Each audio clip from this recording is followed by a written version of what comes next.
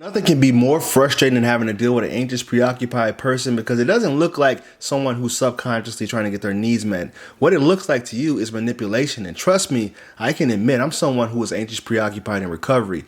Most of the time, it was a way for me to get some type of response from that person.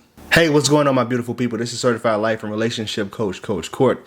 In today's video, I'm going to give you 7 protest behaviors by anxious preoccupieds and scripts on how to respond. Thank you for sticking around.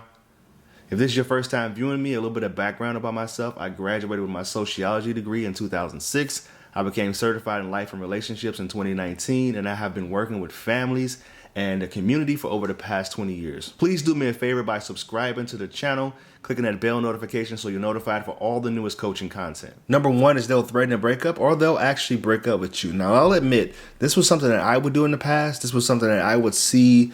It's kind of like it was like a test to see exactly what the person's level of interest was for me and if they were actually into me as much as I was into them. Something I wouldn't do today, but a script that I would use for that person, I would say, I understand that you may be frustrated about whatever's going on in the relationship, but I simply won't tolerate you threatening to leave me every time we get unhappy, every time you're unhappy or you're frustrated. One day will be the last time that you'll ever threaten that to me because I will actually leave a relationship before you leave it. This is something that I feel needs to be said. It kind of like lays out your boundaries as far as what you'll accept in a relationship. I think it's a very healthy thing to do. But also kind of keep that thing in line as far as future threats of breaking up. I feel like this is something that is a pretty good script that I would use if I was giving someone advice as far as how to deal with an anxious, preoccupied, protesting behaviors. Number 2, they will use silence as a weapon. Now, this is something when they will like shut down, something was to happen, and they would, if they're disappointed about how you can't come to a certain event, or if you weren't want to hang out with them, or if they just didn't get their way altogether, they'll use that silence, they'll shut down in order to get your attention. And a script that you can use is, you can say, I noticed that you shut down or you got quiet after X event happened. It's okay to communicate your frustrations because I think that conflict avoided is conflict delayed and magnified. But I don't think this is a healthy pattern moving forward as far as like getting your needs met. I understand we all have certain needs in relationships. I don't think this is healthy for you to shut down in order to get my attention. It's just going to push me further away, and it's not something that I want to do. Number 3, they use crying and guilt tripping in order to get your attention or in order to kind of get their way. And like I said, these are all signs of manipulation. Sometimes anxious, preoccupied people can use crying and guilt tripping in order to manipulate you. A script that I would use for that is, understand I'll be here to support you if you ever get emotional, but the guilt tripping thing isn't fair or healthy for our relationship moving forward.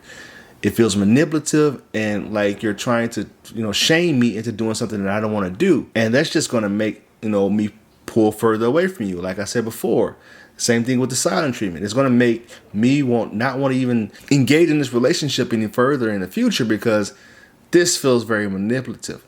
So we need to get our emotions under control. This is something that is not a healthy thing to show up in relationships.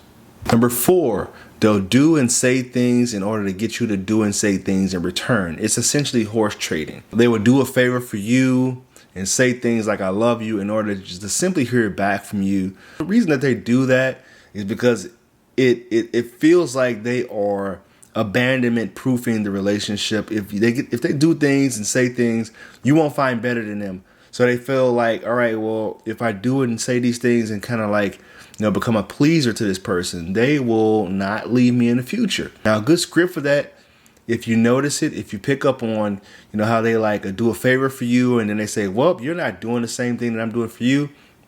Say, hey, I really appreciate you doing and saying these things to display your love languages. But when you guilt trip me for not doing these things in return, it feels disingenuous. It feels like, once again, like you're trying to manipulate me, like you're trying to get me to act a certain way, almost like you're trying to mold me into a person that you want me to be. And that's just not something that I'm okay doing. I'm not comfortable being who you want me to be. Number 5 is trying to make the other person jealous. Right? Now, this is something that not all anxious, preoccupied people do because they understand that if you push a person too far away, if you try to introduce another party into the picture, it's just not going to end well. They'll post pictures of other people, or they'll like get a little bit too friendly or something at the bar or wherever you're hanging out at with another person, especially if you're not showing them any attention. They would do those things in order to get your attention, in order for you to feel like, all right, well, I don't think I want to lose this person. And that's something that they're feeling inside. This is like something that would make them feel like, oh, I appreciate this person so much more. I want to make sure I show up better, make sure I put them closer so I don't lose them. But it actually usually backfires in real life. So the script that you can use is to just not respond, period. Don't respond. Don't give any type of attention to that behavior. Now, if it happens repeatedly, then you have to address it because you feel like you're being disrespected, then I would do that. But don't respond, and they'll probably stop doing it. Number 6 is they'll love bomb you.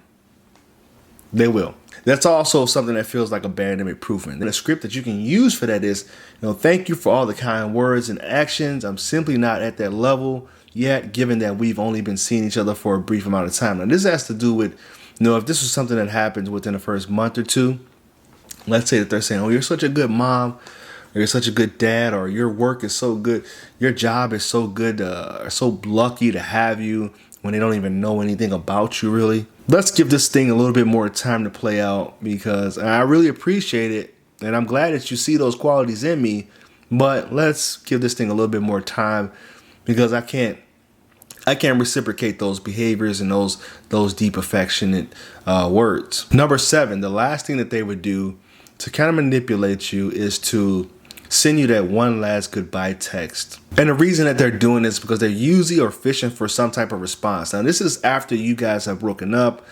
Let's say that you guys felt like, all right, this isn't working out. You can go ahead and send this response to them. I'm sorry that the relationship didn't pan out the way that we both thought it would, but just know that I never thought it would end this way, but I valued our time together, and thank you for the memories that we made together. Usually the reason that they're sending that message is because they're just fishing for a response, like I said before. They just want you to respond. They want you to have some type of interaction, because you have to go back to adolescence. Any attention was good attention. Anxious attachment kids, they'll act out simply to get some type of response. They'll break a vase. They'll act out in school just to simply get your attention as the caregiver, whoever you are, mother, dad, whatever, step parent, adopted parent, it doesn't matter. So those are the 7 things that I have for you. So if you found this video of any value, please like, comment, and share. Go ahead and follow me on my other social media accounts, Twitter, Instagram, Facebook, is I am Coach Court. And always remember this, when you go be love, you'll never have to find it.